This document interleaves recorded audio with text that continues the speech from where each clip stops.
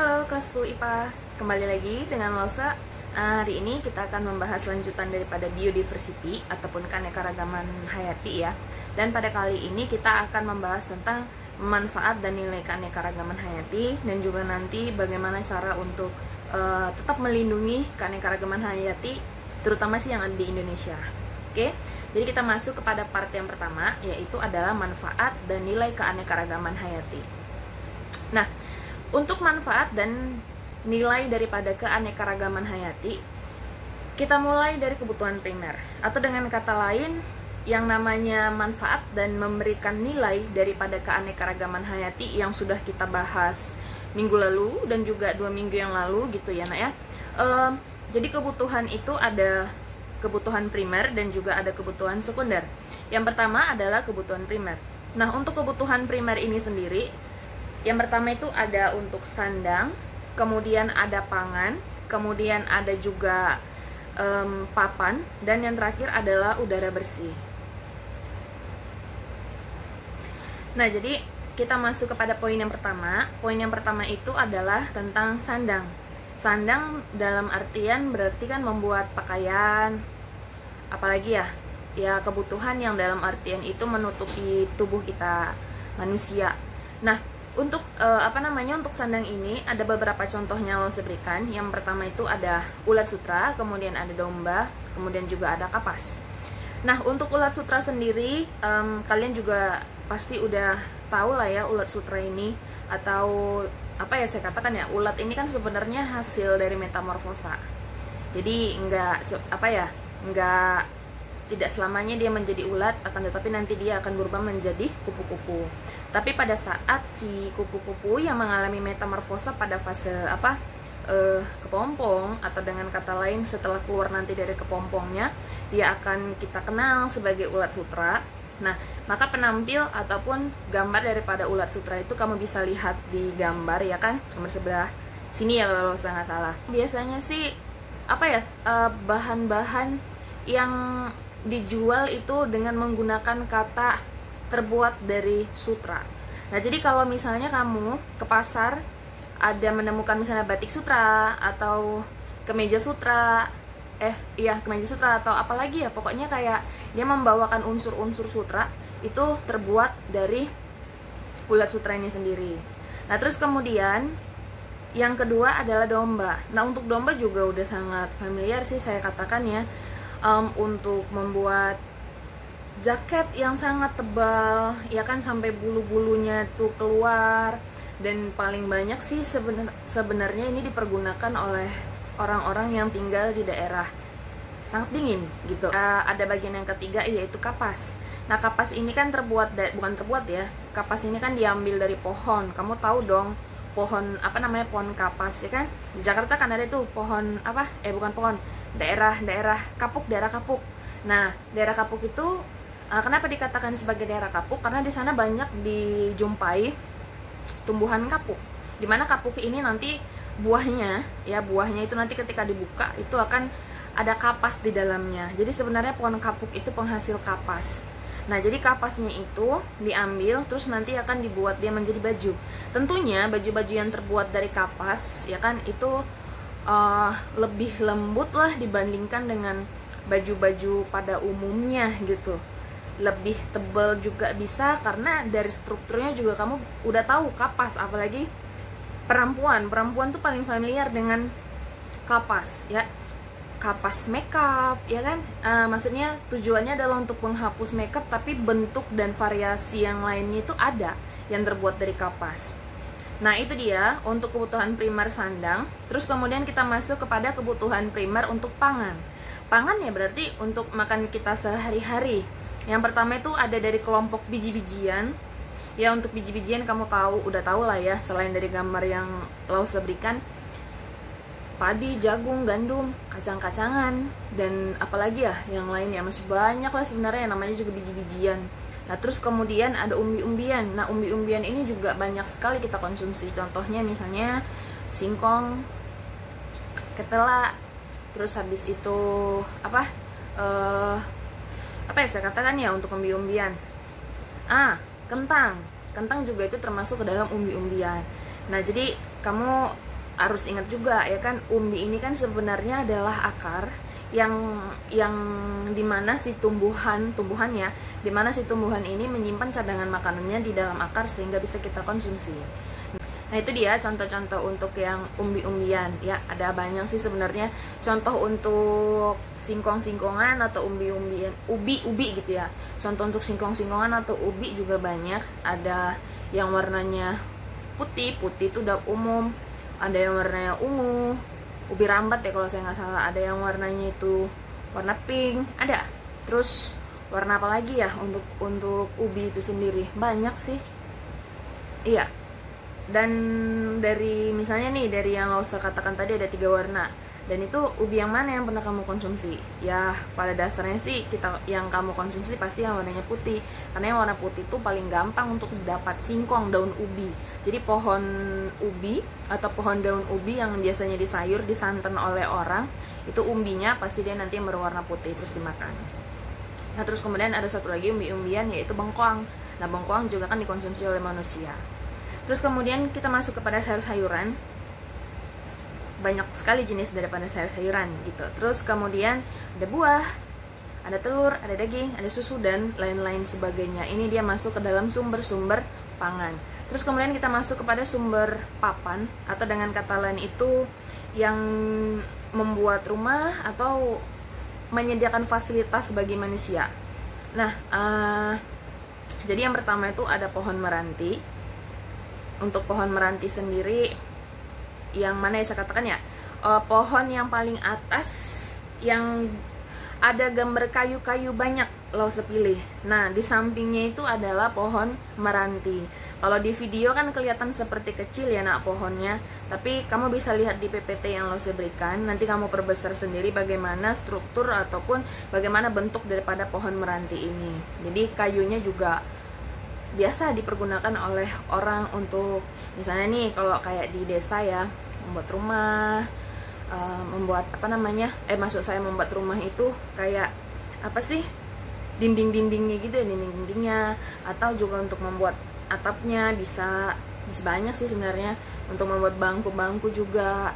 Nah kalau udah nyampe Jakarta sih atau kota besar, ini kayu-kayu seperti ini sudah mulai tersingkirkan dengan adanya sofa ya kan, berbagai jenis sofa yang hadir di tengah-tengah kita. Alhasil kita manusia, maksud saya itu sudah banyak sekali yang tidak menggunakan furniture yang terbuat dari meranti ini sendiri.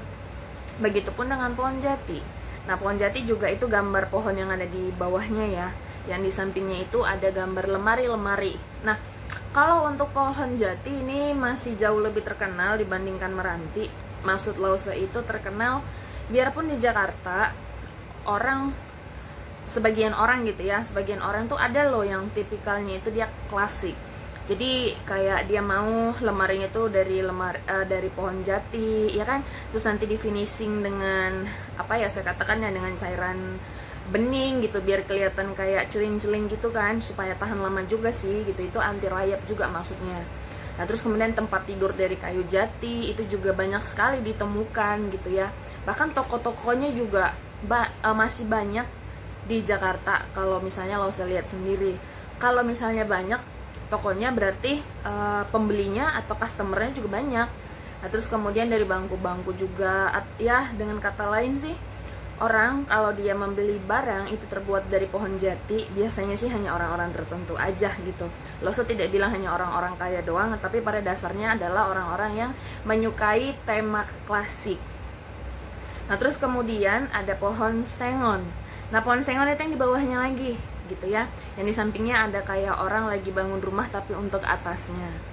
Nah pohon sengon juga hampir mirip dengan meranti, sama-sama kuat, sama-sama bisa dibuat untuk membangun rumah, dan masih banyak yang lain, tetapi masih lebih banyak dipergunakan atau penikmatnya, apalagi ya, konsumennya itu masih jauh lebih banyak pohon jati ketimbang pohon sengon ataupun pohon merantinya sendiri.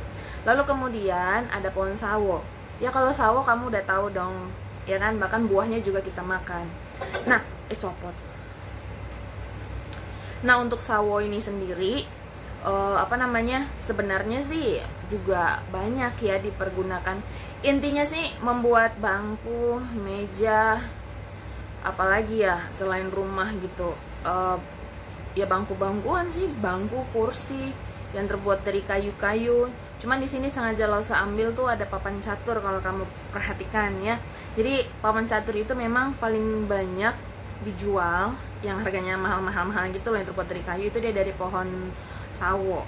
Ya kalau yang nyampe ke apa yang sering sekali kita lihat itu yang terbuat dari plastik sih sebenarnya. Terus kemudian itu dia tadi untuk kebutuhan primer ya. Dan sekarang kita masuk masih ada satu lagi, yaitu untuk udara bersih. Nah, kebutuhan primer untuk udara bersih ataupun untuk tumbuhan hijau ya. Ya, salah satu manfaat daripada pohon adalah untuk mengurangi polusi.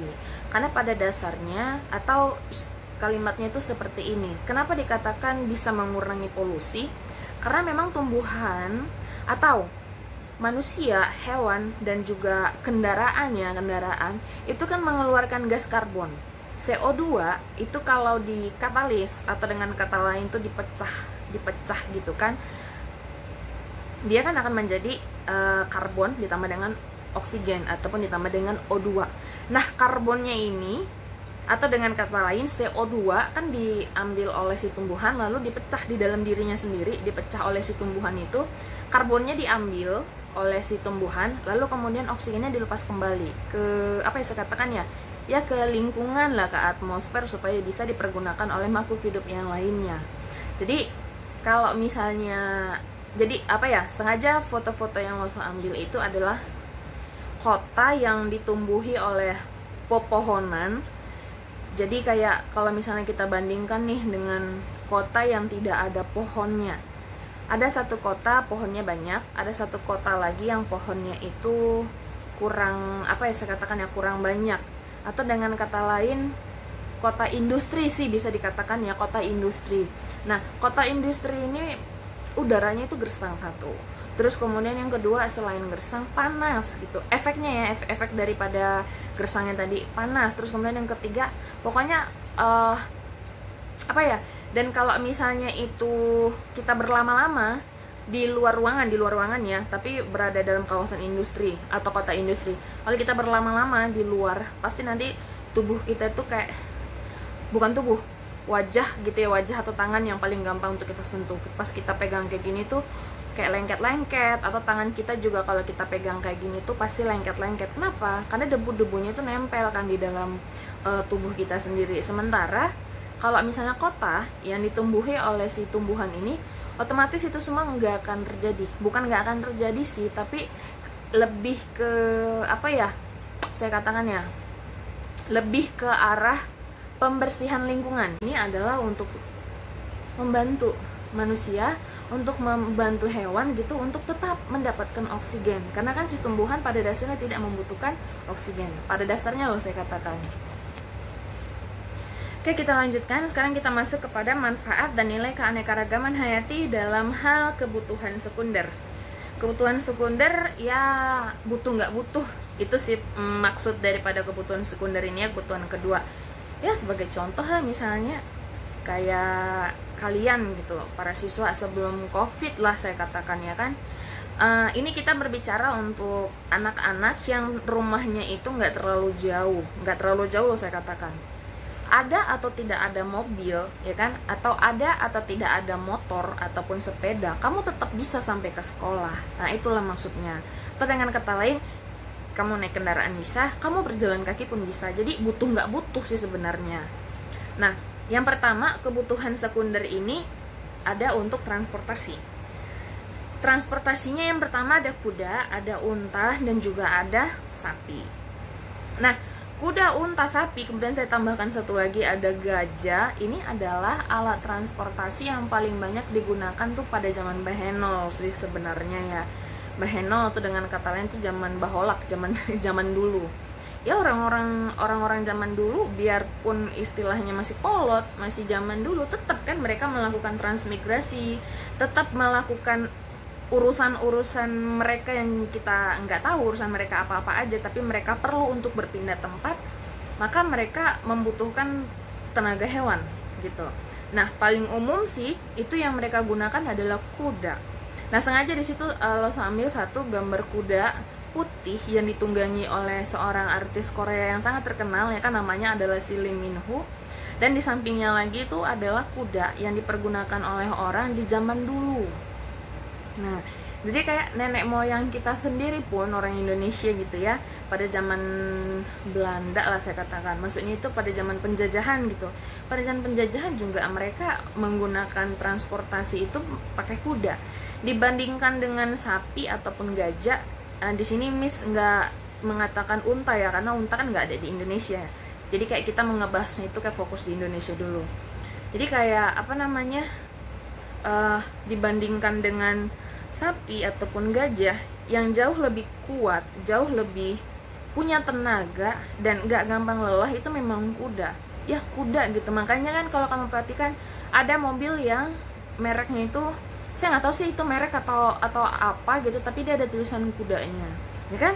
Dan bahkan motor sendiri pun, motor ya, motor itu pada dasarnya kalau saya nggak salah nih, kalau saya nggak salah ya, motor itu terinspirasi dari kuda juga, karena kan kuda itu memang terkenal dengan kecepatannya, intensitasnya juga gitu. Apa namanya, ketika dipukul sedikit atau kita kasih kode, maka nanti kudanya akan berhenti. Nah, jadi karena apa namanya, terinspirasi dari si kuda ini, kekuatan si kuda ini gitu kan, makanya terciptalah motor, atau dengan kata lain tuh kuda digital. Kalau lo nggak salah tuh zaman dulu tuh kuda digital ya, istilahnya gitu. Nah, baru sekarang kita kenal lah dia dengan merek-merek Honda, Yamaha, Suzuki, apalagi ya, banyak lah gitu merek-merek motor ataupun merek-merek mobil.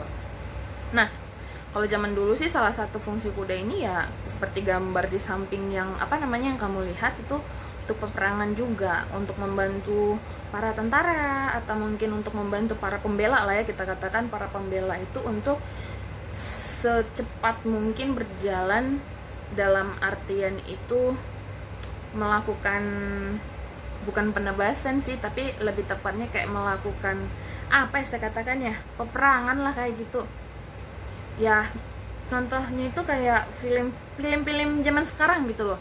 Film-film zaman sekarang juga banyak yang terinspirasi tuh, atau mereka tuh kayak mengangkat kisah zaman-zaman dulu. Jadi dari situ kamu bisa lah mengambil kesimpulan apa sebenarnya guna daripada si kuda, selain dari untuk mengangkut-ngangkut barang dari hutan, terus kemudian ke rumah mereka, hasil hutannya nanti entah diapakan yang terserah oleh si masyarakat gitu. Nah, itu kan untuk zaman dahulu. Untuk zaman sekarang udah tahun berapa? Sekarang tahun 2020 gitu. Biarpun kita semakin ke zaman, dalam artian itu semakin masuk ke dalam era modern dan semakin berkembang teknologi kita, tetap loh suku-suku pedalaman atau suku-suku tertentu gitu ya, suku-suku tertentu itu masih memakai kuda untuk transportasi mereka satu, terus yang kedua memang untuk mengangkut hasil-hasil hutan. Karena contoh misalnya, ini contoh paling simpel untuk mengangkut apa ya saya katakan ya, kayu lah gitu, kayu ya, untuk mengangkut kayu jati misalnya dari pohon yang dari hutan misalnya.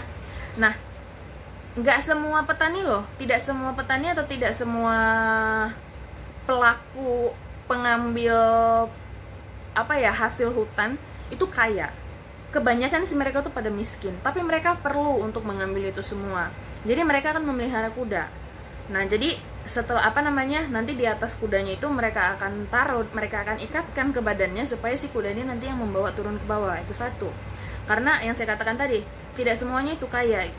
Untuk bisa masuk hutan yang dalam artian arealnya itu satu licin, kemudian yang kedua juga biasanya sih untuk masuk ke areal-areal tertentu itu tanahnya itu nanti tanahnya nggak rata, apalagi ya, pokoknya batu-batunya juga gede-gede, ketika hujan datang itu bisa nanti longsor dan lain-lain. Kita bawa mobil kita bawa mobil Avanza ke situ atau mobil Toyota, mobil apa lagi sih yang keren-keren, Mercedes gitu, BMW, Ferrari gitu, yang ada hancur mobilnya, nggak bisa. Hanya mobil-mobil tertentu aja gitu yang bisa masuk ke dalam areal-areal tertentu. Makanya mereka tuh kayak mengambil jalan pintas, mereka pakai kuda. Sampai detik ini suku-suku pedalaman, orang-orang tertentu tuh masih memakai kuda sebagai alat transportasi ataupun untuk membantu mereka untuk mengangkut hasil-hasil yang mereka perlukan. Nah terus kemudian kalau untuk unta ini kan adanya di negara apa ya, lupa lagi loh, itu di daerah mana, Afrika gitu, daerah gurun.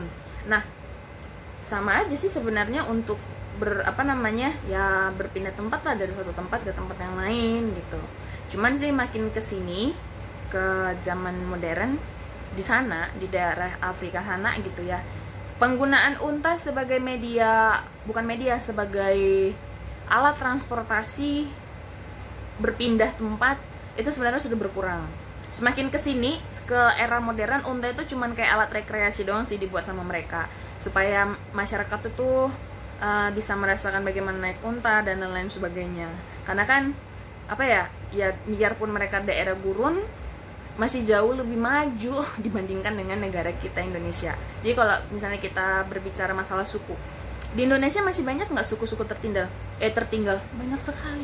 Banyak sekali suku-suku tertinggal di negara kita tercinta gitu.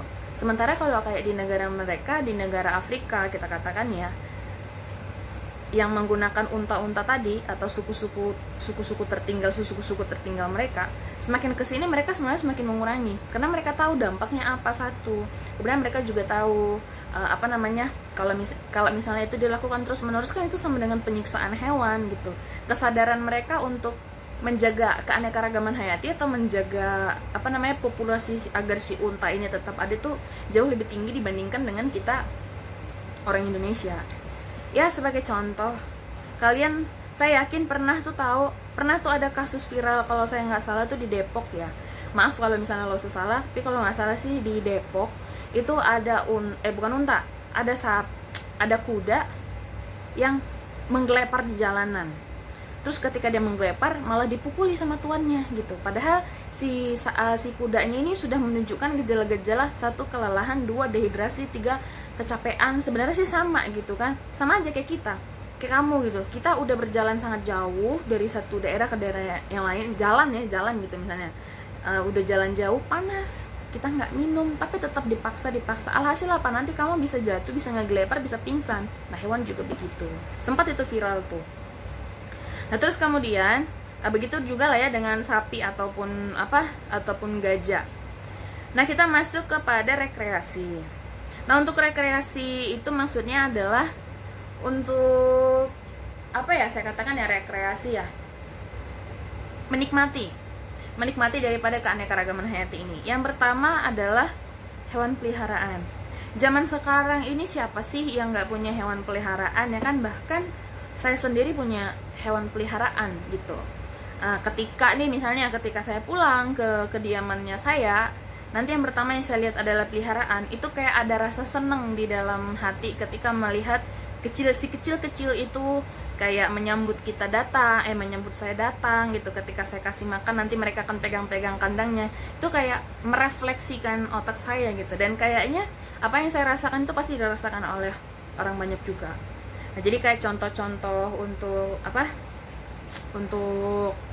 hewan peliharaan juga banyak sekali, mulai dari anjing, kucing, jenis burung-burungan, ikan, jenis-jenis tikus. Tapi bukan tikus semua juga ya kan. Contohnya misalnya hamster. Nah, hamster aja banyak variannya. Nah, terus kemudian ada juga saya katakan ya, taman bunga. Hutan juga iya, tapi lo usah ambil contoh taman bunga biar lebih menarik gitu ya. Untuk taman bunga sendiri, contoh paling gampangnya itu ada di Bogor, Taman Bunga Nasional. Cuman saya lupa itu nama daerahnya apa. Jujur lo usah pernah kesana, itu luas sekali dan itu rindang sekali. Kayak ketika saya kesana tuh benar-benar memanjakan mata gitu. Bilangnya ya, enak aja gitu berada di taman bunga. Nah itulah yang dimaksud dengan rekreasi itu, memberikan kita kenikmatan dengan nuansa yang lain gitu, karena alam yang menyediakannya. Nah terus kemudian ada juga keindahan bawah laut. Nah untuk keindahan bawah laut ini sendiri sih paling enak dinikmati oleh kaum-kaum yang suka melakukan snorkeling. Kalau saya sih nggak suka snorkeling gitu, karena saya nggak bisa berenang. Biasanya kan orang yang snorkeling itu adalah orang-orang yang emang bisa berenang gitu. Nah, jadi buat kamu-kamu yang suka berenang, apalagi yang sudah pernah melakukan snorkeling kayak gitu, pasti melihatlah di bawah itu gimana keindahannya, ya kan? Lalu kemudian sekarang kita masuk kepada kegiatan yang mengakibatkan berkurangnya keanekaragaman hayati atau dampak negatif. Nah, ada beberapa kegiatan lah ya kita katakan, ada beberapa kegiatan yang bisa membawa dampak negatif terhadap keanekaragaman hayati atau keanekaragaman makhluk hidup. Yang pertama adalah ladang berpindah, kemudian yang kedua ada intensifikasi pertanian, yang ketiga ada penemuan bibit unggul, yang keempat ada perburuan dan penangkapan liar, yang kelima ada penebangan liar. Sebenarnya nomor 4 dan nomor 5 ini bisa kita gabungkan. Kemudian yang terakhir, yang keenam adalah industrial. Nah, kita bahas satu-satu ya. Yang pertama ada ladang berpindah. Nah, namanya aja ladang berpindah, berarti kan pertanian, persawahan, ya pokoknya sebidang tanah yang dipergunakan oleh manusia itu untuk bercocok tanam. Nah, ladang berpindah itu memiliki efek, yaitu memusnahkan berbagai jenis tumbuhan, satu, kemudian merusak struktur tanah sehingga sulit untuk memulihkan keberadaan berbagai jenis tanaman. Kalau untuk ladang berpindah ini sih sebenarnya kalau di zaman sekarang sih aktivitas ini sudah banyak berkurang karena kesadaran masyarakat satu memang sudah lumayan tinggi lah saya katakannya. Kemudian yang kedua juga karena pertanian di zaman sekarang, cuman saya kurang tahu dimulai dari kapan gitu ya, saya katakan zaman sekarang deh. Pertanian zaman sekarang itu kan sudah di bawah dari Kementerian Pertanian. Kalau nggak salah saya singkatannya Kementan, Kementerian Pertanian gitu. Jadi maksud daripada ladang berpindah ini adalah misalnya ada sekelompok masyarakat yang tinggal, kita katakan suku pedalaman deh. Ini orang-orang zaman dulu sebenarnya yang melakukan ladang berpindah ini. Ada satu wilayah satu wilayah yang ditinggali oleh suku pedalaman kita katakan, atau satu komunitas manusia. Terus kemudian kan mereka untuk bisa mata pencarian mereka itu sih kebanyakan bertani, kemudian juga memancing atau menangkap ikan. Biasanya sih kan kayak gitu. Yang lalu kemudian mereka untuk memenuhi kebutuhan mereka yang lain, mereka akan melakukan sistem barter. Nah, kamu pasti pernah kan mempelajari sistem barter itu. Nah, terus kemudian jadi mereka akan bercocok tanam. Ini kita fokus ke ladang berpindahnya. Mereka akan bercocok tanam di satu tempat ini oleh sekelompok orang yang mereka itu mahirnya itu untuk bercocok tanam. Di sini kita katakan padi. Nah, padi setelah mereka tanam, terus kemudian setelah padinya nanti bukan berbuah. Setelah menghasilkan padi, ya kan? Mereka ambil itu hasil panennya, mereka ambil hasil padinya, lalu kemudian itu kan namanya aja mengambil hasil panen, dicabut kalau orang zaman dulu, ya kan. Kalau orang zaman sekarang mah udah pakai ender gitu loh, dia ambil nanti semuanya, udah tinggal gitu aja. Nah, terus kemudian kita kembali ke orang-orang yang zaman dulu. Dari sini mereka kan setelah dapat hasilnya, mereka kan pindah nanti ke daerah yang baru lagi. Mereka akan mencari di mana nih tanah yang kira-kira akan mereka tumbuhi. Itu salah gitu, karena setelah ditanam tanaman itu kan bisa tumbuh karena tanahnya itu memberikan unsur-unsur yang memang diperlukan oleh si tumbuhan. Nah, setelah unsur-unsur itu diambil gitu ya, setelah unsur-unsur itu diambil, dicabut gitu akar-akar si tanaman, kan si tanah juga ikut ketarik gitu loh. Nah, si tanah juga kan akan ikut ketarik tuh ke atas. Nah, efek dari pencabutannya itu akan merusak struktur tanah gitu.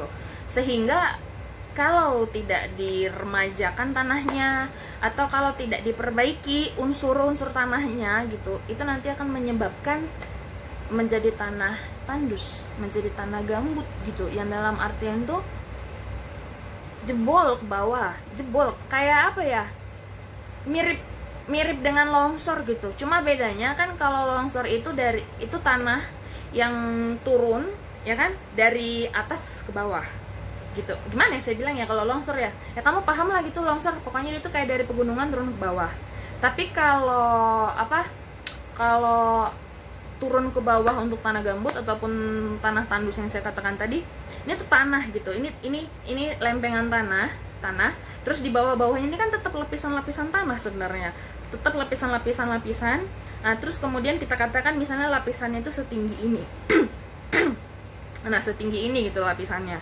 Tapi karena sudah akibat dari kegiatan manusia yang melakukan ladang berpindah ini, yang lapisan yang di sini tadi tuh kan udah dicabut-cabut, nanti kalau misalnya ada makhluk hidup yang jalan di atasnya, manusia kayak siapa kayak, itu nanti jadi brup gitu loh, jadi jatuh ke bawah juga. Nah itulah salah satu efek daripada ladang berpindah. Makanya karena efek itu hadirlah Kementerian Pertanian, yang dalam artian itu dilarang gitu ya, sangat dilarang untuk melakukan ladang berpindah gitu. Kalau kamu bercocok tanam di sini, jangan langsung pindah ke daerah yang lain, dapat lagi pindah lagi ke yang lain, nggak bisa gitu. Kita tuh harus melakukan pemuliaan terhadap tanaman, pasti ada SOP-nya, pasti ada cara-caranya. Nah itulah yang disosialisasikan oleh pihak Kementerian Pertanian. Agar apa? Agar para petani itu tidak meninggalkan tanah itu, sehingga tidak terjadilah yang seperti lo katakan tadi, tanahnya turun gitu. Karena kalau tanahnya turun itu berbahaya. Nah terus kemudian kita masuk ke part yang kedua, yaitu intensifikasi pertanian. Untuk intensifikasi pertanian itu maksudnya adalah cara-cara yang dilakukan oleh manusia untuk mendapatkan hasil panen yang lebih bagus, atau dengan kata lain itu untuk mengurangi angka kerugian. Kalau kita berbicara soal pertanian, tetap kok angka kerugiannya itu tinggi. Misalnya nih, dia baru nanam bibit padi, kita katakan baru sebulan, ya kan? Ini baru sebulan. Nah terus kemudian tiba-tiba ada hama. Contoh misalnya hama itu ulat apa ya, lupa mis namanya itu, tapi dimana ulatnya ini tuh kayak menggerogoti tubuh daripada tubuh daripada padi tadi. Alhasil apa? Karena tidak dibasmi itu hamanya, jadinya kan gagal panen. Untuk mendapatkan hasil panen hasil panen yang diinginkan gitu oleh si para petani. Jadi mereka menggunakan berbagai macam cara. Yang pertama tuh melakukan pemupukan. Yang pastinya sih pemupukan di sini itu bukan pupuk kandang gitu ya, adalah pupuk kimia. Kemudian yang kedua adalah penggunaan pestisida ataupun insektisida. Dan yang ketiga adalah mekanisme pertanian. Kalau yang dimaksud dengan mekanisme pertanian, apa yang saya katakan ya? Ya kayak mekanik gitu loh, teknik-teknik mekanik. Apa yang mereka pakai? Alat-alatnya apa-apa aja. Contoh misalnya pada saat mau mengambil hasil panen gitu kan, dicabut pun merusak tanah sebenarnya gitu kan. Nah dicabut merusak tanah, apalagi kalau menggunakan alat yang langsung tuh yang seperti saya katakan tadi. Itu juga tujuannya kan memang untuk meningkatkan hasil panen supaya tidak ada yang ketinggalan satu. Terus kemudian yang kedua adalah supaya dapat semua hasil panennya, dan yang ketiga adalah untuk mengurangi waktu. Nah kalau orang zaman sekarang kan selalu berpacu dengan waktu tuh, tapi mereka nggak paham efek sampingnya itu apa atas yang mereka lakukan gitu. Nah, terus kemudian ada pemupukan.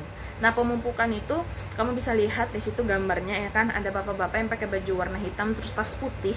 Dari situ dia menebarkan pupuk gitu. Kalau kamu perhatikan itu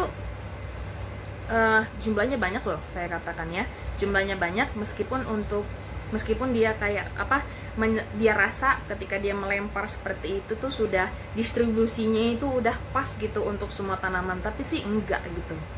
Nah terus kemudian efek daripada penggunaan pupuk-pupuk kimia banyak sekali gitu loh. Ya memang manfaatnya adalah lebih cepat untuk tumbuh batangnya, atau lebih cepat untuk menghasilkan biji, ya kan, mempercepat pertumbuhan daun misalnya. Banyaklah gitu manfaat-manfaat daripada pupuk. Tapi kalau jumlah yang ditaburkan atau pemakaiannya itu melebihi batas daripada standar, melebihi batas standar deh saya katakan, ya kan, nanti yang mengalami efek sampingnya itu bukan cuma makhluk hidup yang ada di sampingnya, akan tetapi kita pun sebagai pengkonsumsi juga akan merasakan efek sampingnya gitu. Salah satu efek sampingnya, sekalian aja deh lo jelasin dulu untuk yang penggunaan pestisida, karena efek sampingnya hampir sama dengan penggunaan pupuk kimia. Nah untuk pestisida ataupun insektisida, namanya aja itu udah insektisida ataupun pestisida, berarti kan cairan kimia yang mereka pakai itu untuk membasmi hama. Hama itu jenisnya ada banyak. Ada yang menyerang daun sehingga tidak bisa berfotosintesis, ada yang menyerang akar sehingga tidak bisa melakukan penyerapan terhadap air dan garam-garam mineral dari dalam tanah, begitu loh. Jadi memang namanya hama, ya dia akan dia akan merusak. Untuk itu si para petani memerlukan sebuah pertolongan untuk menolong untuk menolong pertaniannya sendiri. Cuma kalau pestisida ini dipergunakan dalam jumlah yang banyak gitu, nah nanti salah satu efek kecilnya gitu loh, dia bisa mematikan ikan-ikan satu, atau biota lah saya katakannya, bisa mematikan biota air gitu. Sawah ataupun pertanian kan ada parit-parit kecilnya, kamu tahu itu kan, ada parit-parit kecilnya. Nanti kan parit-parit kecilnya itu akan mengalir ke satu muara gitu, atau mengalir ke satu tempat yang disebutlah dia sebagai sungai. Dari sungai juga banyak ikan yang dimakan oleh manusia, ya kan? Ya, dalam artian itu ikan air tawar, bukan ikan air asin. Banyak loh contoh-contoh ikan yang dimakan oleh manusia. Nah, kalau jumlah pestisidanya itu banyak, alhasil si ikan itu langsung mati. Tapi kalau jumlah pestisidanya itu nggak banyak gitu kan, maksudnya itu nggak langsung pekat banget tuh turun ke dalam sungai, nanti akan dikonsumsi atau ditertelan gitu ya, tertelan oleh si biota-biota ataupun ikan-ikan yang ada di sungai-sungai itu, lalu kemudian diperjualbelikan, dan siapa lagi yang memakannya? Kita juga gitu loh, si manusia. Nah, so efek sampingnya apa? Efek sampingnya terhadap kita gitu ya, terhadap kita ataupun terhadap manusia, udah otomatis itu menyebabkan penyakit gitu. Banyak sekali penyakit yang diakibatkan oleh zat-zat kimia ataupun kayak saya katakan ya, zat yang simpelnya sih nggak seharusnya itu masuk ke dalam tubuh kita, tapi secara tidak langsung masuk ke dalam tubuh kita. Nah makanya nggak heran semakin kesini gitu ya, semakin kesini maksudnya semakin ke tahun 2020, dan nanti kita nggak tahu 2021, 2022 itu bagaimana. Makanya nggak heran gitu, kenapa semakin banyak orang yang menderita itu penyakit kanker, penyakit tumor, kanker rahim, kanker payudara, kanker apa lagi saya katakan ya, kanker sumsum tulang belakang, tumor sumsum tulang belakang, dan hal-hal lain yang berkaitan dengan tumor, dengan kista, atau dengan kanker. Itu kan ketiga yang saya katakan tadi itu akibat dari pertumbuhan sel yang secara radikal. Kalau kita makan makanan yang dalam artian itu tidak mengandung, contoh simpelnya aja gitu ya, tidak mengandung pestisida atau tidak mengandung pupuk kimia, cuman kan nggak mungkin udah semua makanan mengandung beginian gitu loh. Nah kalau seandainya nih kita tidak memakan makanan yang seperti itu, kita pasti berumur panjang. Nah itulah salah satu yang menyebabkan kamu pasti tahu kalian pasti pernah berpikir kenapa manusia zaman sekarang makin kesini tuh cepet-cepet banget matinya gitu. Maaf gitu ya, maaf. Tapi memang salah satunya adalah faktor makanan. Kalau kamu masih punya nenek atau buyut, ya kan, yang masih hidup, coba deh kamu tanya, mereka tuh makannya apa? apa sih mereka konsumsi zaman dulu gitu. Jadi mereka kalau mau makan sayur mereka tanam sendiri, mereka cabut, mereka masak. Mereka kalau mau makan ikan itu mereka tombak sendiri, tombak loh, bukan bom macan atau bom harimau, lupa itu ada tuh istilahnya. Jadi dibom gitu mati semua nanti, terus mereka akan tinggal dijaring aja dapat banyak ikan gitu. Itu ditombak sama mereka gitu, tombak kayak gini atau dipancing terus kemudian mereka akan goreng gitu. Nah kebetulan memang saya sendiri masih punya keluarga kandung gitu ya. Losa masih punya keluarga kandung yang umurnya itu sekarang mendekati 100 tahun. Saya masih punya gitu. Dan adiknya pun umurnya itu belum sampai 100 tahun lah ya. Adiknya itu paling usianya itu sekitar 3 atau 2 tahun di bawahnya gitu. Nah cuma adik daripada saudara yang saya katakan tadi itu tinggalnya tetap di desa, sementara yang saya katakan umurnya itu sampai sudah mau mencapai 100 tahun itu kebetulan nenek saya langsung gitu yang mau 100 tahun ya.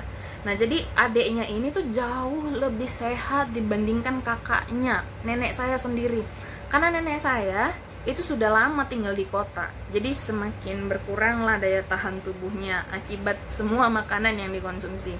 Sementara adiknya nenek saya sudah lihat gitu, dia duduk saja pun seperti anak muda, kekar seperti ini. Kalau kamu tanya usianya berapa, 90 tahun, bukan 90, sekitar 92 apa 93. Nah nenek saya itu di atasnya lagi 95 apa 97 gitu loh, lupa loh Ustaz. Kuat sekali tulang belakangnya, jadi duduk tuh masih seperti ini, ngomong juga masih kayak orang yang umurnya 40 tahun. Contoh misalnya, udah makan kau Butet, katanya. Nah kalau kakaknya atau nenek saya langsung kalau ngomong tuh ibarat kata nenek-nenek yang lain gitu. Tapi biarpun seperti itu, umurnya itu loh sudah mau mencapai angka 100. Nah manusia yang lahirnya itu di atas di bawah mereka ya kan, atau kayak yang kita kenal mungkin paman kita atau mungkin siapa gitu, meninggalnya umur berapa, 50 tahun 60 tahun ya kan. Bahkan yang umur 70 tahun pun meninggal sangat sedikit kita temukan. Itu kenapa sih sebenarnya bisa terjadi seperti itu gitu ya kan? Salah satu jawabannya adalah faktor makanan.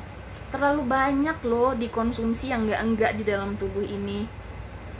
Terlalu banyak zat-zat kimia yang masuk ke dalam tubuh yang membuat daya tahan tubuh kita, imun kita itu perlahan-lahan menurun. Sehingga apa? Kalau daya tahan tubuh kita menurun, ya kita pun semakin cepat mengalami penuaan gitu. Nah, bukan hanya kulit yang menua, tapi daya tahan tubuh menua, sehingga pada saat emang benar-benar sudah tidak mampu lagi, maka orangnya pun akan dead gitu. Jadi, ya itu dia kenapa orang-orang zaman dulu tuh kuat-kuat atau umurnya itu panjang-panjang. Alasannya itu karena mereka itu kalau mau makan, setahu saya itu mereka cabut sendiri hasil yang mereka tanam di samping rumah, atau mungkin mereka punya ladang sendiri. Berbeda dengan kita zaman sekarang, beli cabai aja di mana? Beli cabai di Carrefour ya kan, beli tahu di Transmart, beli apa lagi saya katakan ya, beli beras nanti di Indomaret misalnya kayak gitu. Sudah banyak sekali zat-zat kimianya yang masuk ke situ ya kan. Segala sesuatu yang di packaging itu pasti punya tanggal kadaluarsa. Berarti ada zat kimia yang dicampurkan di situ yang membuat agar si makanan itu bisa bertahan lama. Dan itu kita konsumsi setiap hari dari berbagai jenis makanan, dan itu tertanam di dalam tubuh kita. Seperti itu. Lalu kemudian kita masuk kepada penemuan bibit unggul. Kita masuk kepada penemuan bibit unggul. Nah, penemuan bibit unggul ya pasti membantu para petani lah. Namanya aja bibit unggul, ada yang diunggulkan pada bibit itu. Contoh misalnya paling gampang sih dibahas adalah padi. Kenapa? Karena padi ini kan bahan makanan pokok di Indonesia, saya katakan ya, di Indonesia. Semua manusia yang tinggalnya itu di negara Indonesia pasti makannya itu nasi sebagai bahan makan pokok. Alhasil para ahli ataupun saintis itu mencoba untuk menemukan bibit unggul agar apa? Agar misalnya yang pertama, produksinya cepat, daya tahannya cepat, daya tahannya cepat, daya tahannya lama, atau mungkin yang ketiga adalah tahan hama. Jadi penemuan bibit unggul ini sebenarnya berdasarkan daerah. Kalau daerahnya musim hujan, misalnya kayak di Bogor, maka bibit unggulnya nanti adalah padi yang tahan terhadap gerusan air hujan. Karena kalau misalnya kan Bogor itu daerah dataran tinggi, ketika datang hujan bisa jadi nanti bercopotan itu padi-padinya. Maka nanti bibit unggulnya ya padi yang tahan terhadap hujan. Kalau misalnya di Jakarta, ini contoh, seandainya di Jakarta itu ada ada pertanian padi. Nah, seandainya di Jakarta ada pertanian padi, bagaimana kondisi di Jakarta? Panas, gersang, ya kan?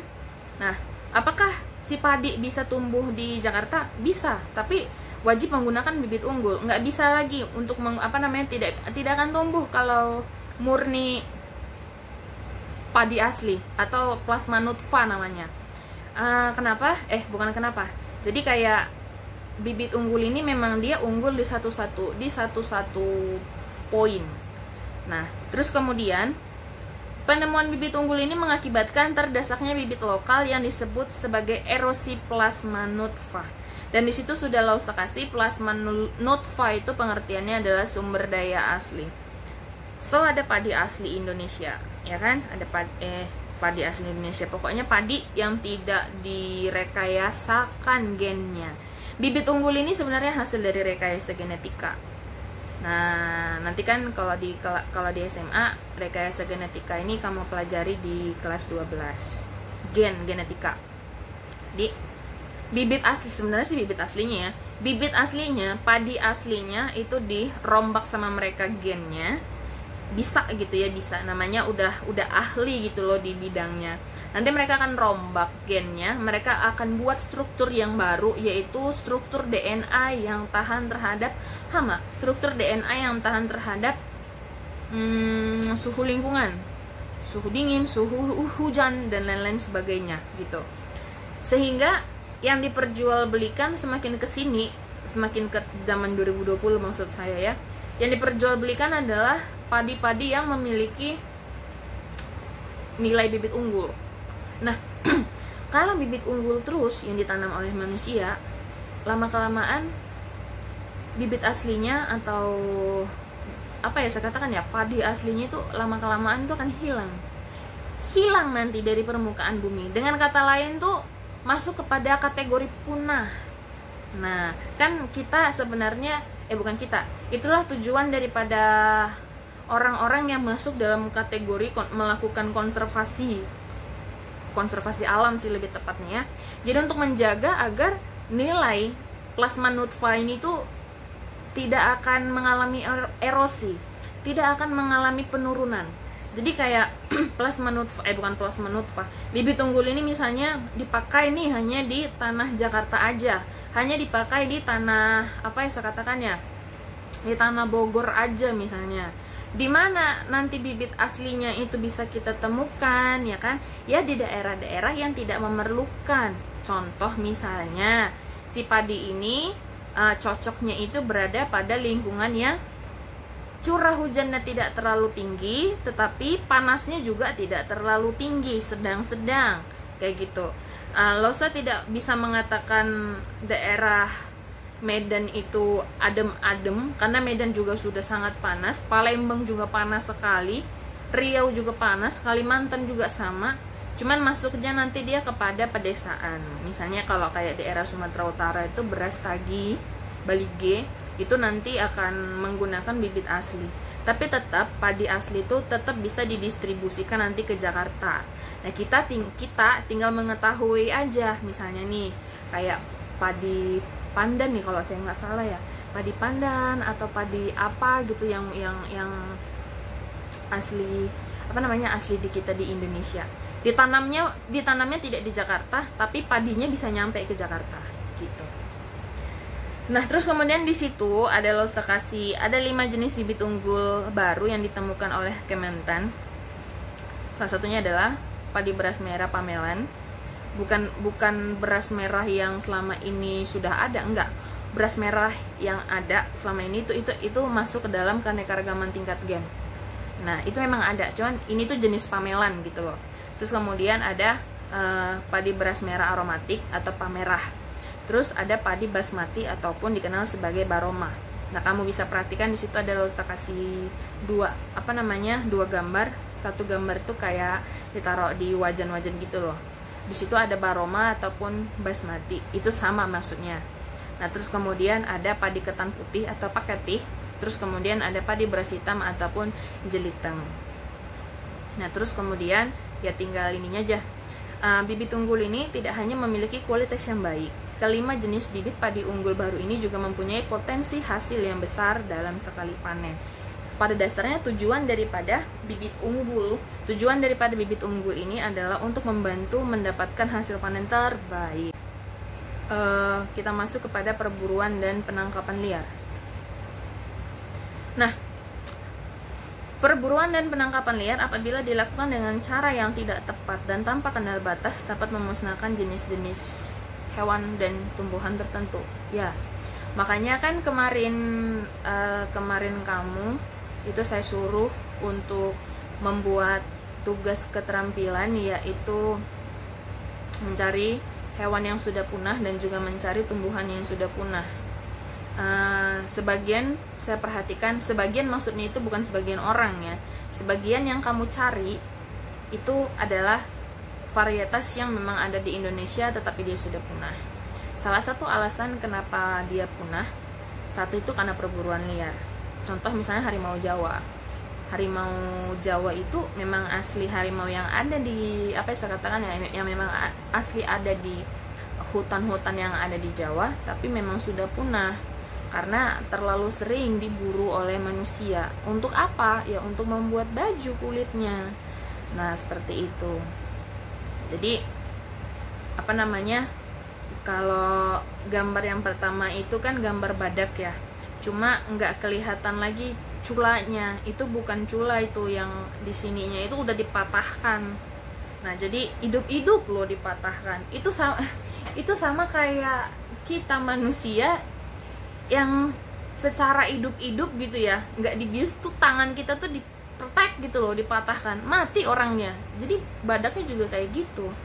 Nah kalau badak kan mencabut ininya ya, mencabut culanya. Kalau gajah kan cabut giginya itu juga ya memang menyebabkan kematian gitu. Jadi di antara 3 gambar ini kan satu memang udah punah. Nah kemudian yang duanya harimau dengan gajah. Harimau dengan gajah sekarang masuk dalam kategori hampir punah loh.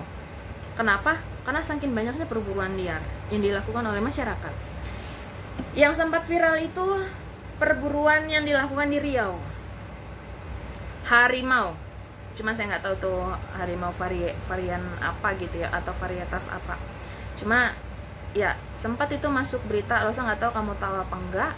Jadi memang kenapa orang yang menangkap harimau, gajah dan lain sebagainya ketika mereka melakukan penangkapan mereka ditangkap, karena hewan-hewan ini dilindungi. Kenapa bisa hewan ini dilindungi? Salah satu alasannya adalah karena dia sudah naik levelnya, bukan lagi level yang dalam artian populasinya banyak, tetapi patut untuk masuk dalam konservasi. Harimau itu sudah mulai lagi, memang sudah masuk dalam kategori konservasi. Penanganan khusus agar spesiesnya nggak mati. Karena kalau satu spesies itu mati, itu nanti akan mempengaruhi rantai makanan. Itu akan mempengaruhi pola hidup makhluk hidup. Gitu. Kemudian kita masuk kepada penebangan liar. Seperti yang Ustaz katakan tadi, hampir sama ya kan dengan perburuan dan juga penangkapan liar ini. Untuk penebangan liar juga, penebangan liar, ladang berpindah dan pembukaan hutan itu dapat menyebabkan hilangnya habitat yang asli bagi hewan-hewan. Penebangan liar ini adalah untuk membuka lahan. Membuka lahan. 1. Saking banyaknya manusia zaman sekarang, jadi dibutuhkan lahan yang baru untuk membuat perumahan. Saking banyaknya kebutuhan manusia zaman sekarang dan perkembangan teknologi yang sangat cepat, alhasil pembangunan industri itu sangat cepat. Pembangunan industri itu dibutuhkan bukan tanah, maksud saya itu dibutuhkan areal-areal tertentu. Jadi memang akan dilakukan penebangan secara liar. Itu 1. tujuan-tujuannya. Tujuan yang lainnya adalah misalnya nih, kita katakan pohon eukaliptus supaya lebih gampang. Pohon eukaliptus itu adalah pohon yang dipergunakan oleh manusia untuk membuat kertas. Nah, jadi tetap aja kan dia itu pohon, dia itu punya akar yang menancap di tanah, dipenggal, bukan dipenggal, dipotong gitu, dipotong pohonnya satu gitu ya kan, udah dapat nih hasilnya. Udah jadi buku. Saya nggak tahu sih satu pohon tuh bisa bikin berapa buku tulis atau kertas HVS, saya nggak tahu gitu. Nah, terus udah dapat nanti hasilnya, tapi kayak mereka tuh egois, ingin mendapatkan hasil yang lebih banyak lagi, atau dengan kata ingin mendapatkan keuntungan yang lebih lagi gitu daripada yang sebelumnya. Maka mereka akan melakukan penebangan secara liar nanti, atau melakukan penebangan secara besar-besaran untuk memenuhi kebutuhan tertentu. Tapi kebutuhan ini adalah kebutuhan yang sebenarnya tidak diperlukan oleh semua manusia, kebutuhan industrial. Itu maksudnya. Nah, di situ ada saya kasih contoh gambar gajah, ya kan? Ini juga gajah yang baru-baru ini viral nih di India ya kalau saya nggak salah kan. Akibat daripada penebangan liar kan, hutan itu adalah tempat tinggal dari makhluk hidup. Banyak sekali makhluk hidup yang tinggal di situ. Akibat penebangan itu berarti kan mereka semakin terpojok, mereka akan semakin ke dalam. Tapi bagi beberapa hewan kan, gimana ya saya katakan ya, akan tetap merasa bahwa yang dihancurkan atau yang digerus oleh si manusia itu adalah tetap habitatnya, sehingga dia masuk ke dalam pemukiman warga. Kita katakanlah pemukiman warga sudah ada di situ gitu kan. Nah, dia masuk ke dalam pemukiman warga. Kalau berdasarkan artikel yang saya baca, ini gajah karena kelaparan, yang saya tahu gitu ya. Ini gajah karena kelaparan, terus dia datang ke beberapa rumah gitu ya, saya juga nggak tahu. Nah, dia mendatangi pemukiman masyarakat, cuma pintarnya manusia ya kan, nanas dikasih bom di dalamnya, bom apa mercon gitu saya nggak tahu. Nah, terus kemudian meledak di dalam mulutnya. Gimana ya? Saya sih waktu baca artikel itu kayak dalam hati saya tuh tek gitu loh. Oh my god, kejamnya manusia. Kayak, kamu sadar gak sih? Lu sadar gak sih? Tanah yang kita pakai ini tadinya itu adalah hutan, tadinya adalah tempat tinggal mereka gitu kan. Kalau kamu gak suka dengan keberadaan mereka, usir gitu. Kan ada bambu. Ya kalau untuk, ya pastinya sih gajah-gajah gini gak mungkin ada di kota, pastinya kan di desa gitu. Kan ada bambu, ada kayu, diusir aja gitu biar dia masuk lagi ke hutan, atau lemparlah makanan yang bisa dikasih. Ini sih bukan perbuatan yang terpuji gitu ya kan. Sementara di gambar yang selanjutnya, pojok kiri ya kan, ini juga gambar gajah yang sebenarnya adalah video yang juga viral di di internet. Saya tahunya itu dari Instagram, dimana anak gajah sih kalau nggak salah ini ya, dimana anak gajah ini mengira kalau manusia yang ada di tengah-tengah sungai lah kita katakan ya kan, di tengah-tengah air ini tenggelam.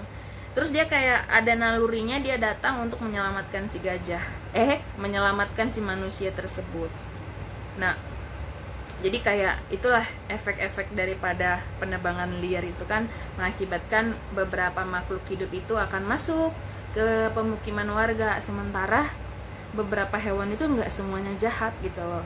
Ada juga hewan yang ya gitu loh, dibunuh, tapi sebenarnya kalau saya nggak salah gajah itu naluri tolong menolong itu kuat loh.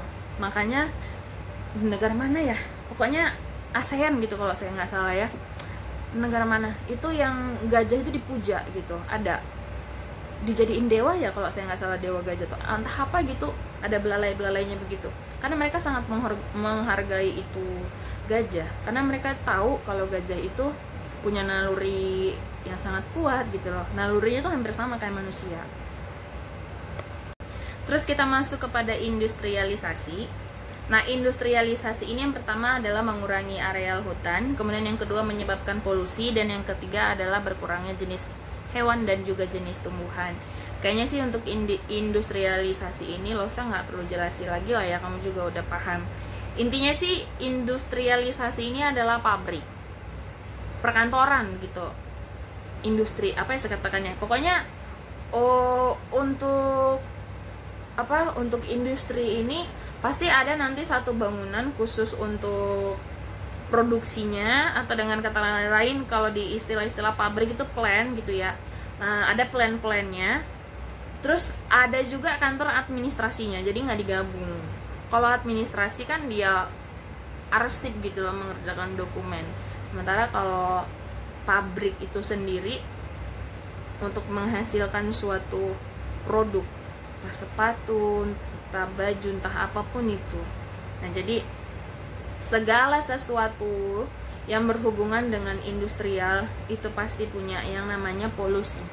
Bukan hanya polusi udara saja, dalam artian itu asapnya yang kemana-mana bertebaran di udara, bisa juga nanti masuk ke dalam air, menjadi polusi air, dan kemudian ada juga kategori untuk polusi tanah gitu.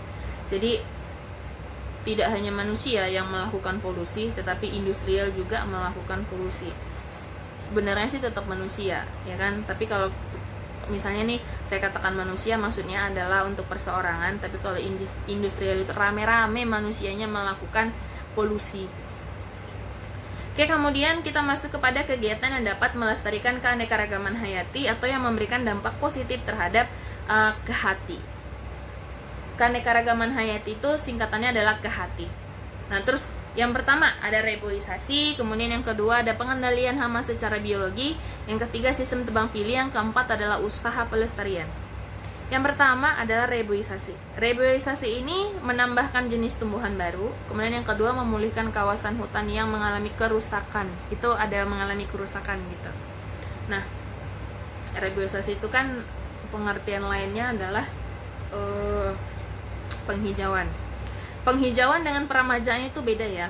Kalau penghijauan itu maksudnya satu areal itu dari awal ditanam kembali, tapi apa yang saya katakan ya, dimulai dari bibit gitu loh. Setara, sama semuanya. Pokoknya satu petakan itu atau satu kafling lah saya katakan ya. Satu wilayah itu semua ditumbuhi oleh bibit. Itulah yang dinamakan dengan reboisasi. Tapi kalau peremajaan seperti tebang pilih tadi gitu kan, peremajaan itu adalah diambil yang tuanya terus kemudian nanti ditanam lagi yang baru. Jadi kayak nanti itu peremajaan itu nggak sama tingginya, ada yang tinggi sekali udah tua, terus ada yang masih segini, yang masih muda-muda. Itulah maksud daripada peremajaan.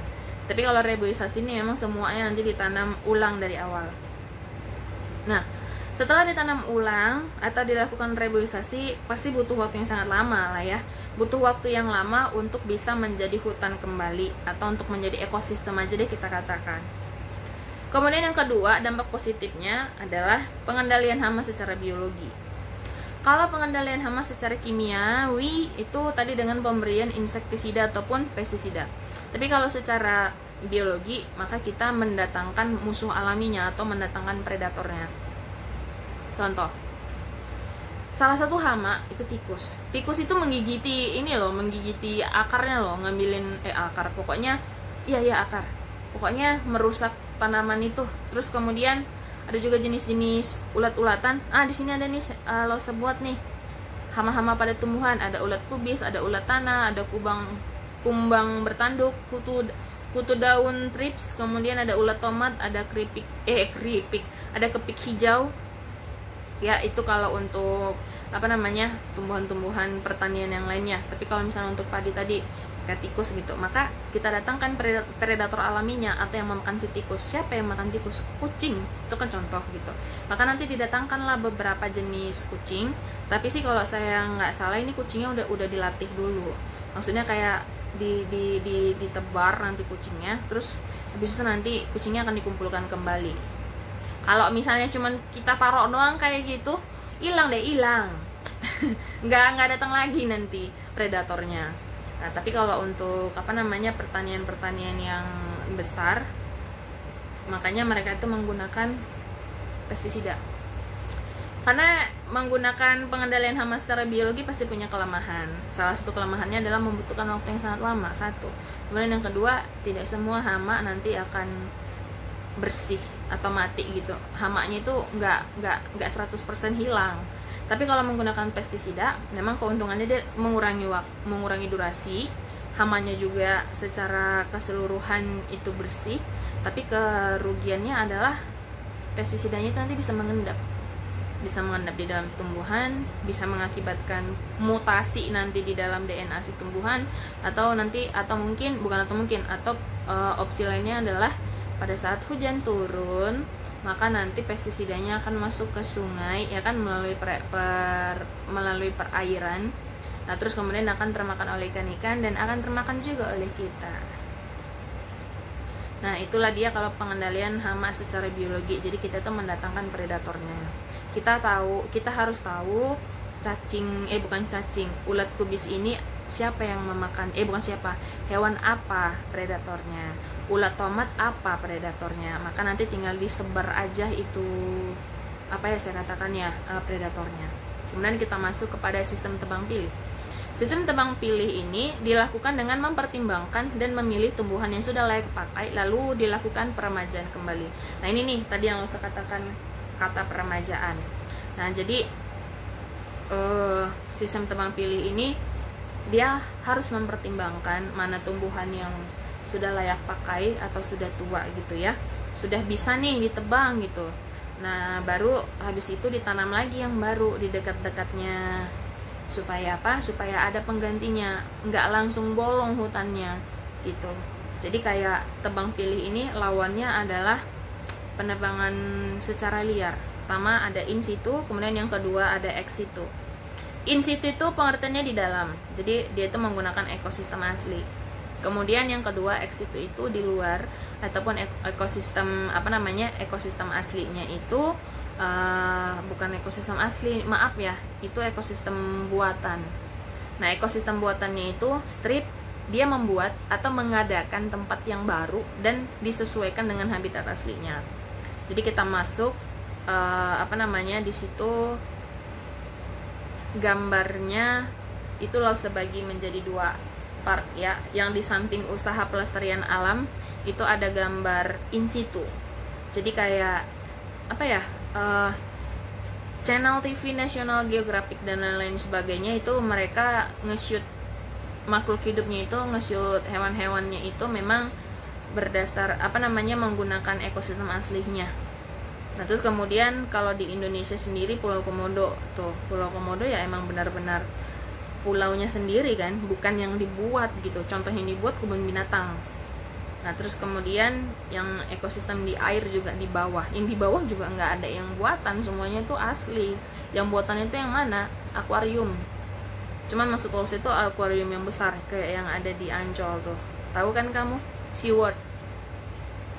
Nah, terus kemudian kita masuk kepada ex situ. Nah, contohnya ada kebun binatang. Nah, kebun binatang kalau di Jakarta itu kebun binatang Ragunan. Terus ada juga safari, tapi bukan di Jakarta ya. Kemudian kita masuk kepada usaha perlindungan alam. Nah, usaha perlindungan alam ini kategorinya ada 3. Ada perlindungan alam ketat, perlindungan alam terbimbing, dan taman nasional. Yang pertama, perlindungan alam ketat. Perlindungan alam ketat ini tanpa adanya campur tangan oleh manusia, dengan tujuan untuk penelitian dan kepentingan ilmiah. Ya, kan makanya bisa dibukukan atau bisa didokumentasikan. Dibukukan lah saya katakan ya, sifat-sifat daripada hewan-hewan itu kan karena diteliti. Itulah salah satu guna daripada perlindungan alam ketat ini, untuk membantu para saintis dalam hal penelitian mereka gitu ya, tergantung dia meneliti apa. Nah, contohnya itu terdapat pada cagar alam Gunung Tangkoko yang ada di Sulawesi Utara. Nah, di situ sengaja loh saya cari gambar yang istilahnya itu ada tulisan Departemen Kehutanan Kawasan Konservasi Alam TWA Batu Putih 615 hektar. Itu gede sekali loh, 615 hektar. Nah, jadi ketika kita baru masuk nanti ada tulisan seperti itu, lalu kemudian kawasan itu seperti gambar pegunungan yang kamu lihat di situ.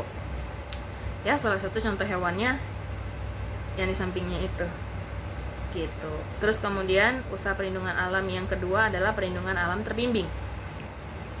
Terbimbing itu berarti dia dibina oleh para ahli, dan contohnya adalah Kebun Raya Bogor. Ya, bagi kamu yang pernah ke Kebun Raya Bogor udah tahulah bagaimana spesies-spesies atau beberapa jenis hewan dan tumbuhan yang ada di situ. Paling banyak sih kok hewan lagi, jenis-jenis tumbuhan. Jadi memang dijaga gitu oleh para ahli. Tapi biasanya sih kalau untuk tumbuhan itu para ahli botani. Lalu kemudian perlindungan alam Taman Nasional. Nah, perlindungan alam Taman Nasional, perlindungan alam yang menempati suatu daerah yang luas, tidak boleh ada rumah tinggal maupun industri. Lalu kemudian tujuannya adalah sebagai pendidikan, rekreasi, dan juga untuk budaya. Contohnya di mana? Ada di Taman Nasional Pulau Komodo, Taman Nasional Kutai atau Kalimantan Timur, dan Taman Nasional Leuser Aceh. Sebenarnya ini pegunungan Leuser gitu. Banyak sih ini contoh taman nasional. Ini juga lo ambil dari buku kamu kok, di halaman berapa gitu ya, pokoknya dari buku ini saya ambil. Nah, jadi yang pertama itu Pulau Komodo. Nah, paling atas lah gambarnya, yang dua itu Pulau Komodonya. Sementara di sini kan dikatakan untuk taman nasional ya, tidak boleh ada rumah tinggal ataupun industri. Tapi maksudnya itu adalah di taman nasionalnya itu. Lepas dari taman nasionalnya nanti kita akan menemukan pemukiman rakyat. Kenapa tidak boleh? Karena di situ makhluk hidupnya atau komodonya itu dibebasin gitu loh. Kamu kan tahu, komodo juga bisa menyerang manusia gitu. Sekali digigit bisa putus nanti bagian yang dia gigit. Nah, terus kemudian ada Kutai tadi, Kutai di daerah Kalimantan Timur. Ya, untuk daerah Kalimantan tuh paling banyak sih hewan primata, orangutan. Terus kemudian yang ketiga ada Taman Nasional Leuser Aceh. Itu kalau kamu perhatikan ya, pegunungannya juga bagus sekali. Nah, terus kemudian salah satu varietas unggulnya adalah singa yang berada di daerah situ. So, jadi itu dia pembahasan kita kali ini, yaitu kita tadi sudah katakan membahas tentang bagaimana cara menjaga keanekaragaman hayati dan juga beberapa konservasi yang dilakukan oleh manusia. Jadi untuk pertemuan kita minggu depan,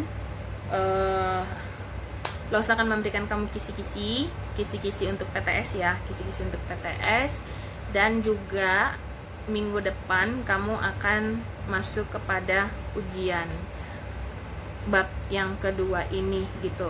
Nah, jadi setelah ujian nanti saya akan memberikan kisi-kisi, dan mohon maaf nih gitu ya nak ya, supaya kalian nggak salah sangka kenapa sih selalu ujiannya cepat banget gitu, videonya udah panjang, harus mencatat gitu kan, terus habis itu ujian juga. Nah, yang pertama, kamu lihat daftar isinya kamu dulu gitu ya. Kamu lihat daftar isinya kamu, terus kamu lihat di situ ada berapa bab. Kamu kalikan aja satu bab itu 1 bulan. Kalau targetnya saya sih 1 bab itu 1 bulan nah gitu. Jadi 1 bulan itu kan ada 4 kali pertemuan. Dan pasti ada di bulan-bulan tertentu kita nggak ketemu karena libur, atau mungkin karena event sekolah, atau karena event apapun itu. Jadi kalau 1 pertemuan aja nanti hilang, berarti kan 1 target itu hilang. Berarti saya harus ngedabelkan dong nanti ke minggu selanjutnya gitu. Jadi kayak kenapa video saya panjang? Sebenarnya sih sama aja ketika mengajar di sekolah juga. Pasti kamu mendengarkan saya ngoceh-ngoceh mulu gitu. Saya menjelaskan sih itu sama aja sebenarnya dengan video ini. Jadi pada saat kamu menonton video ini, anggaplah saya itu lagi menjelaskan di papan tulis. Dalam artian tuh kamu juga sambil mencatat. Jangan ditonton dulu semua, baru kemudian mencatat, baru kemudian mengerjakan soal. Itu pasti waktunya nggak cukup. Videonya aja sudah 50 menit misalnya, atau videonya sudah 1 jam. Sudah gitu kamu mencatat lagi, katakanlah sejam lagi, ditambah lagi kamu mengerjakan soal dari saya setengah jam misalnya, 2,5 jam untuk 1 biologi doang, itu sih impossible gitu. Jadi caranya seperti itu ya. Anggap saya lagi menjelaskan di papan tulis, jadi pada saat saya menjelaskan kamu juga mencatat. Lagian kan ini video, kamu bisa kayak nge-skip sih nge-pause kayak gitu, supaya kamu bisa mencatat hal-hal apa aja yang saya katakan. Nah, lalu kemudian karena pertemuan kita sangat singkat, hanya 1 kali seminggu, tidak mungkin saya hanya mengajar saja. Pasti ada momen nanti kamu harus mengerjakan exercise. Nah, sementara kita untuk mengerjakan 1 bab aja kurang. 3 pertemuan itu sebenarnya sangat kurang. Itulah alasannya kenapa Laos itu kayak ngedouble gitu loh. Udah kamu menjelaskan, kamu mencatat, kadang-kadang ada saya kasih video dan exercise juga gitu. Jadi maksud saya itu mohon dipahami, itu bukan karena Lause yang emang kebanyakan memberikan materi ke kamu, tetapi memang karena targetnya itu memang besar. Kamu bisa lihat targetnya itu di bab gitu, di bab. Cara untuk tahunya di ujian semester gitu ya. Untuk tahu ujian semester, misalnya babnya itu ada 10, ya kan, di kelas 10. Di kelas 10 babnya ada 10, berarti untuk ujian semester kita potong setengah, berarti jadi 5 bab. Untuk 5 bab ini, untuk mid testnya berarti kan setengah lagi gitu. Nah, setengahnya ini nanti bisa 2 bab atau 3 bab. Nah, makanya saya pilih untuk mid test 2 bab. Pas dong gitu ya kan.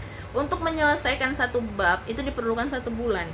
Nah, sementara untuk 1 bulan kamu harus mengumpulkan nilai nilai akademik biasa, dalam artian itu yang non keterampilan, dan kamu juga harus kamu juga harus mengumpulkan nilai keterampilan. Tapi setiap minggunya kita hanya ketemu 1 kali, ya kan? Jadi tolong dipahami tuntutannya. Ini bukan hanya kemauan dari saya, tapi memang tuntutan pendidikan biologi itu memang seperti itu, sangat tinggi tuntutannya gitu ya nak ya.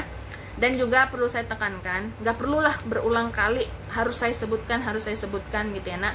Yang namanya mencatat itu di buku catatan, nggak ada istilahnya di Word, nggak ada istilahnya di kertas HVS atau di kertas diary atau apalah itu. Mencatat itu ya di buku tulis.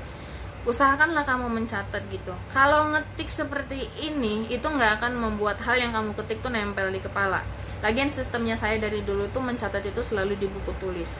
Pada saat kamu menulis, kamu akan merangkai kata-kata sendiri. Dan rangkaian kata-kata itu adalah naluri dari pikiran kita untuk menyempurnakan kata-kata.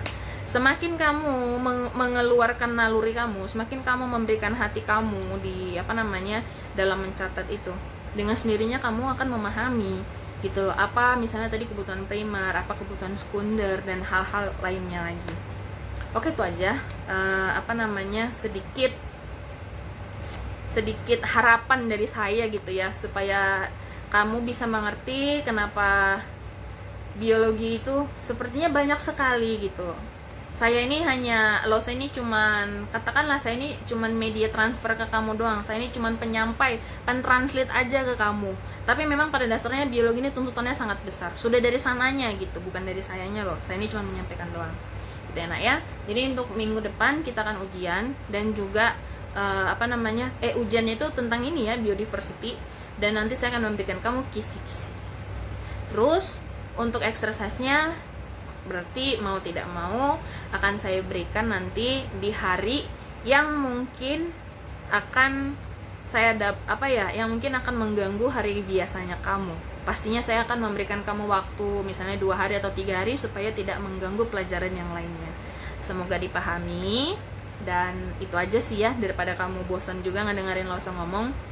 Oke, terima kasih untuk pertemuan kita kali ini, dan sampai ketemu di pertemuan kita selanjutnya. Dadah kelas 10.